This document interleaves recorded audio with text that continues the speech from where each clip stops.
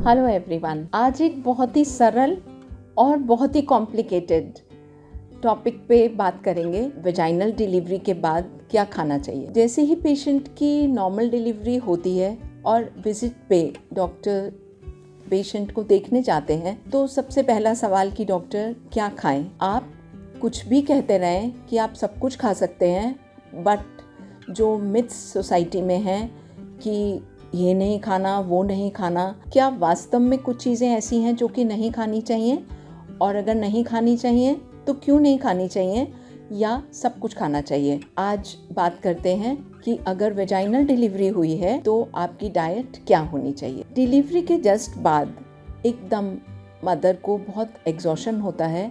ऐसे में आप उसको कोई भी हॉट बेवरेज दे सकते हैं, जैसे चाय, कॉफ़ी, किसी भी कुकी के साथ, जिससे कि एनर्जी लेवल्स बढ़ जाएं।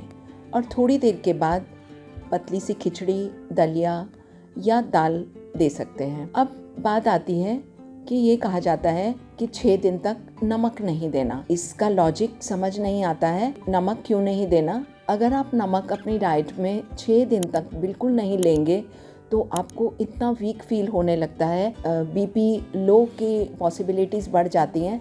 तो नमक कम खाना बिल्कुल भी एडवाइजेबल नहीं है। जितना डाइट में नमक की आवश्यकता है उतना नमक ज़रूर लेना चाहिए। और जहाँ तक खाना खाने की बात है, चपाती, दाल, सब्जी, रोटी, इसमें भी कोई मनाही नहीं है। बहुत ज़्यादा आसानी से आप ये सब चीज़ें खा सकते हैं, क्योंकि आपकी आंतों में कुछ नहीं हुआ है, आपके पेट को खोला नहीं गया है, बिल्कुल वेजाइनल डिलीवरी हुई है, तो आपके पाचन में कोई भी परेशानी नहीं है। आप सब कुछ आसानी से खा सकते हैं। कई लोग रोटी भी इतने दिनों तक नहीं देते हैं और मदर मीठा मीठा खा के इतनी ज़्यादा परेशान हो जाती हैं कि उनके एनर्जी लेवल्स बिल्कुल ज़ीरो हो जाते हैं। आप सोचिए, एक तरफ तो मदर ने इतनी मेहनत करके वेजाइनल डिलीवरी करी, फिर उनको बच्चे को फीड कराना है, तो उनके एनर्जी लेवल्स बिल्कुल डाउन हो जाते हैं अगर आप उन्हें प्रॉपर पौष्टिक आहार नहीं देंगे। तो पौष्टिक आहार के लिए आप बिल्कुल बैलेंस डाइट खाएंगे। प्रोटीन्स होनी चाहिए डाइट में, कार्बोहाइड्रेट्स होने चाहिए, फैट होना चाहिए, सब न्यूट्रिएंट्स होने चाहिए।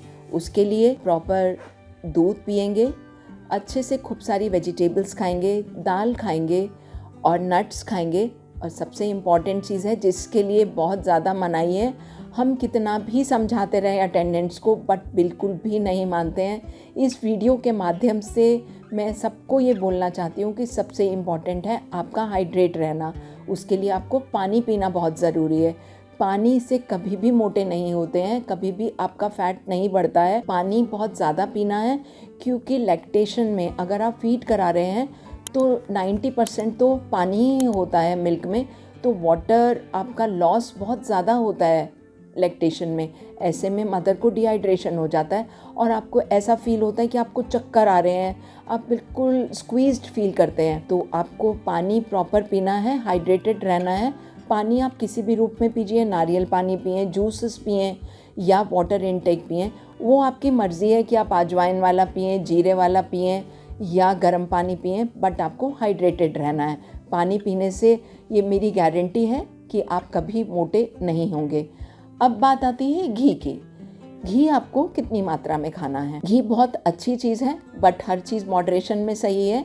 तो घी आप खा सकते हैं, 1.5 से 2 चम्मच आपको एक दिन में घी खाना है, चाहे वो आप रोटी पे लगा के खाएं या तड़का लगा के खाएं या किसी भी तरह से खाएं। इससे ज़्यादा घी खाना आपके लिए नुकसान हो सकता है और आपको फैट कर सकता है। तो अगर मॉडरेशन में घी खाएंगे तो कोई भी दिक्कत नहीं है।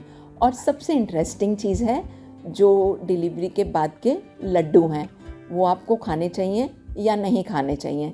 देखिए, लड्डू जो हैं पूरा एक न्यूट्रिशन पैकेट है, ऑल इन वन, जिसमें गोंद, सौंठ, तिल, अजवाइन और बहुत सारे ड्राई फ्रूट्स होते हैं जो कि बहुत ही ज़्यादा हेल्दी हैं। बट इसको भी आपको मॉडरेशन में खाना है। एक मीडियम साइज़ का लड्डू आप रोज़ खा सकते हैं, लेकिन आप उसको ये नहीं कि आप अपने मील स्किप करें इसके साथ। इसको चाय या दूध के साथ आप एक लड्डू डेली खा सकते हैं, पर पानी की मात्रा मत कम करिएगा, क्योंकि लड्डू अगर आप केवल खाते रहेंगे और पानी कम पिएंगे तो आपको कॉन्स्टिपेशन हो जाएगा, और अगर कॉन्स्टिपेशन होगा तो आपको पाइल्स होने का खतरा रहेगा और पाइल्स से फिर आपको प्रॉब्लम्स उल्टी शुरू हो जाएंगी। अगर आपका डाइट बिल्कुल बैलेंस्ड है और आप न्यूट्रिशन आपका बिल्कुल फिट है, हाइड्रेशन बिल्कुल फिट है, तो आपको बिल्कुल भी पाइल्स नहीं होंगी। जिस तरह से आप पहले नॉर्मली अपनी डाइट में सब कुछ खाते थे, डिलीवरी के बाद भी इस तरीके से आप सब कुछ खा सकते हैं।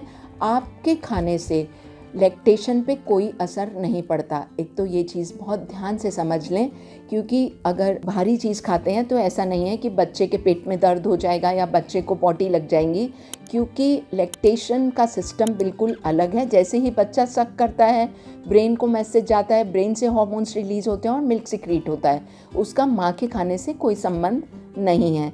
तो आप अपनी नॉर्मल डिलीवरी के बाद सब कुछ खा सकते हैं। मॉडरेशन में खाइए, पानी का ध्यान रखें, हाइड्रेटेड रहिए और घी मॉडरेशन में ही खाएं। अगर आप इन सब चीज़ों का ध्यान रखेंगे तो आपको बिल्कुल फिटनेस फील होगी और बिल्कुल ऐसा फील नहीं होगा कि आपको बहुत वीकनेस हो रही है और एग्जॉशन की फीलिंग नहीं होगी।